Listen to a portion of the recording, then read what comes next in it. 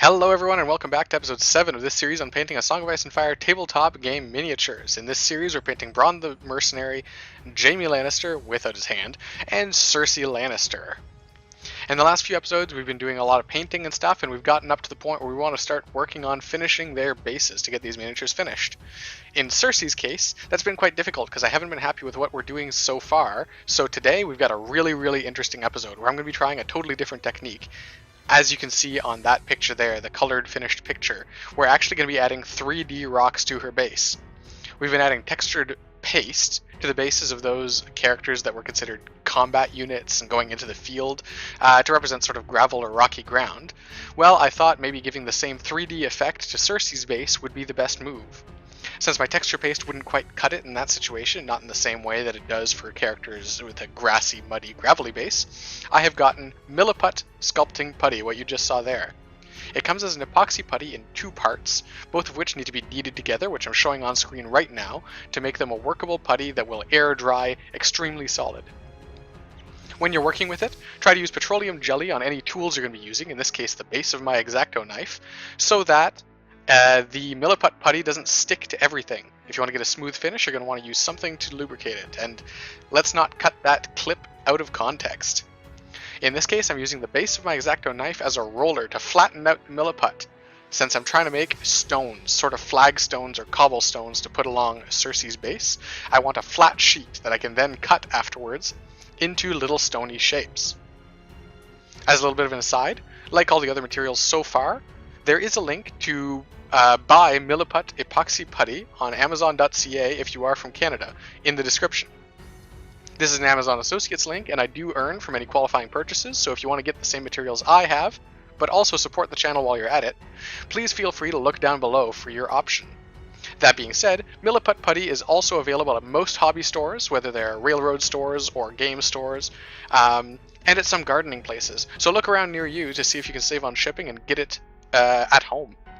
There are different varieties of Milliput. There's white, black, and some different consistencies. In this case, I've just got the plain white Milliput, because we're going to be painting over it anyway. It doesn't really matter. So that's all I have, personally. I paint pretty much every product I make, so there's no point in having the black or whatever. It's not really saving me a step. So in this case, I'm just cutting out little geometric shapes of the Milliput and pressing them onto her base. Press fitting them reasonably lightly, so that I don't break up the smooth surfaces, the edges of these pieces that I've just so painstakingly cut out, but giving them enough of a tap that they're going to stick down.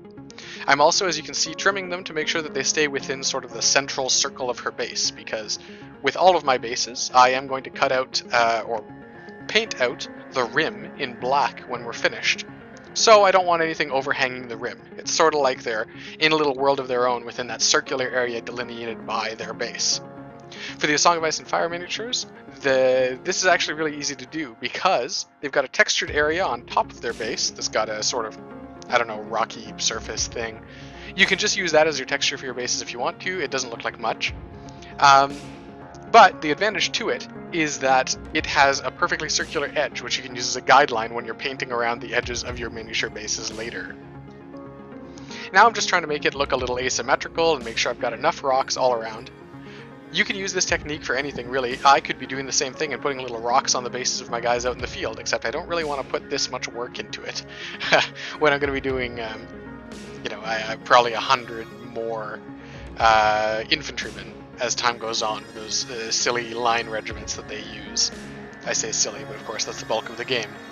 But yeah, I don't want to be cutting out flagstones for all of them as we go forward. Now you have to let your Milliput set before you start putting any paint and stuff over top, because if you don't, then it's going to have still a moist surface, and that's not really going to work well. That being said, I'm not going to let it set fully until it's rocky on the surface, so that just a little bit of the paint absorbs in. You'll see this a little later.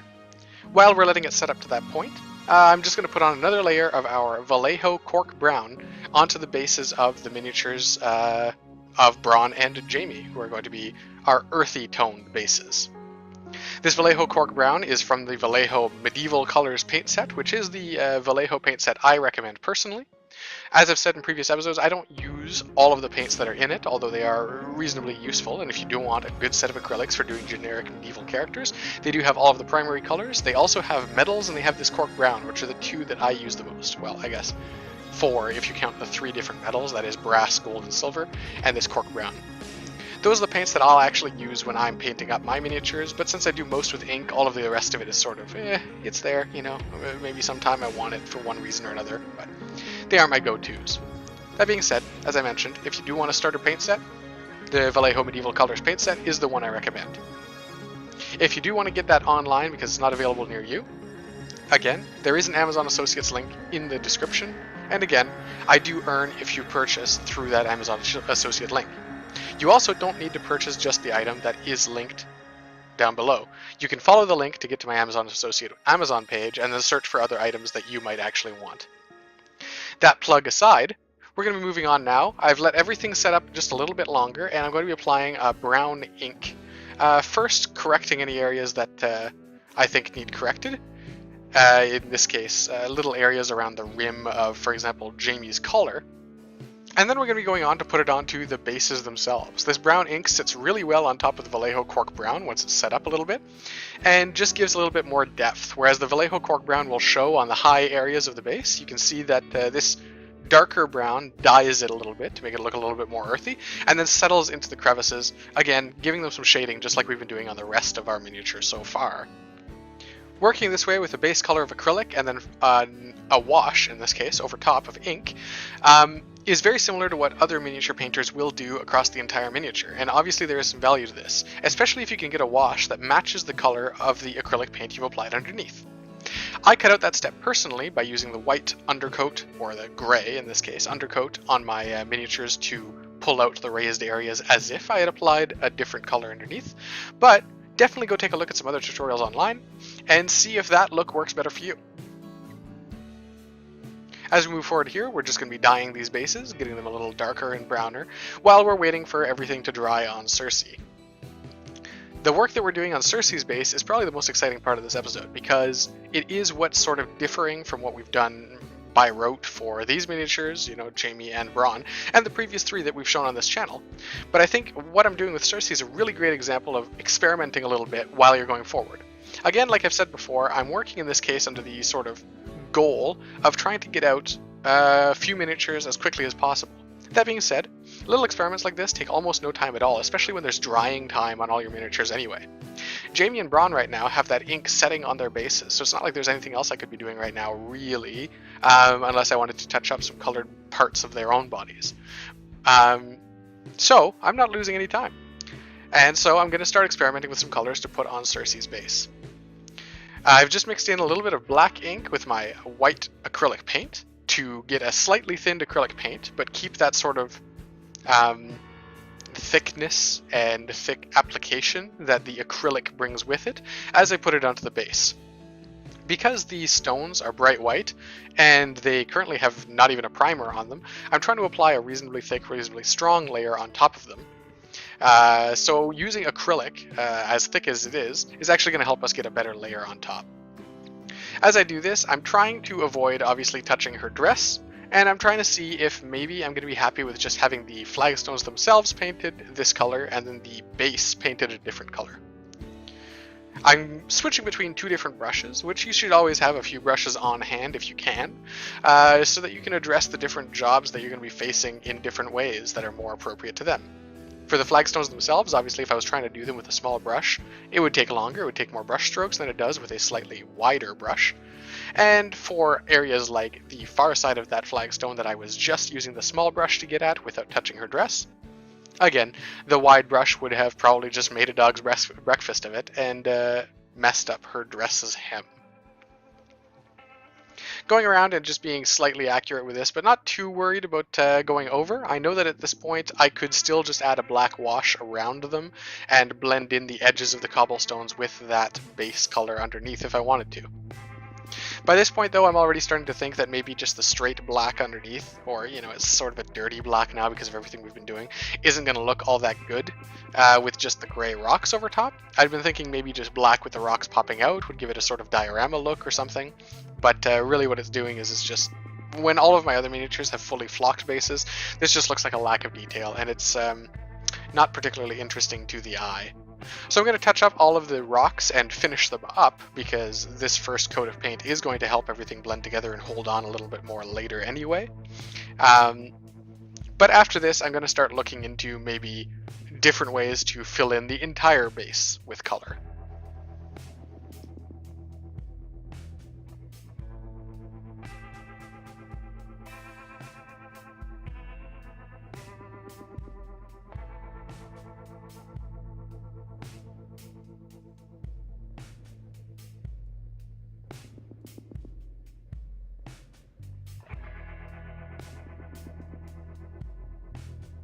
Now that I've finished up all of the different rocks, I'm mixing together a little bit more of my acrylic and ink to make a base gray that's slightly lighter that I'm going to try and apply around the rocks.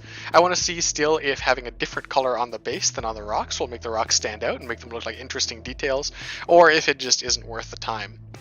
The reality is, in this case, yeah, I wasn't super happy with that either. The two tones were a little too different, and what I was getting was just, again, the rocks looked like they were plastered on. They didn't look like they were part of the environment. So I'm going to apply this, again, all the way across the entire thing, because if I just apply it in patches and then try doing other things afterwards, it's going to look a little weird and awkward. So I want to have a flat sort of base color across the entire thing before I try my next step.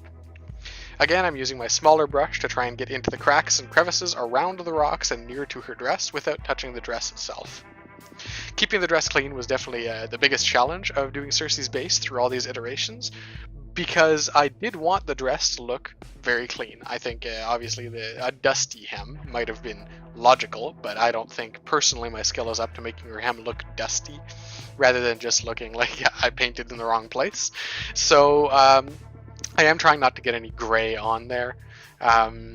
Where, for example, with the other two, I would not mind getting brown ink onto their boots or their hems of their cloaks or the legs of their pants, because the brown ink really does come out kind of